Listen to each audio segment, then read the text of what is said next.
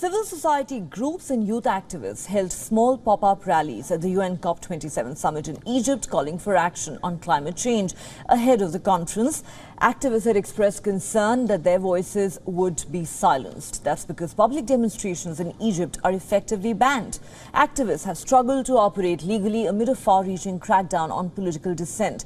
But Egypt had said it would allow protests within confined zones at COP27, and that is something activists from African nations have made the most of. Here's a report. Civil society groups and youth activists held small pop-up rallies at the UN COP27 summit in Egypt, calling for action on climate change. Ahead of the conference, activists had worried their voices would be curtailed.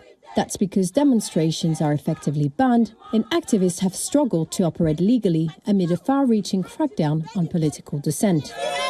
But Egypt had said it would allow protests within the confined zones at COP27, something activists from African nations made the most of. Lucky Abeng is a youth representative at the Pan-African Climate Justice Alliance. We want world leaders to take this agenda very serious because our future as young people is at stake. We contribute less than 4% to the global greenhouse gas emission, but yet the worst impact of climate change is upon us here in Africa. This year's United Nations Climate Conference has returned to Africa, which has prompted hopes from climate experts and those involved in negotiations that the concerns of the continent will be listened to.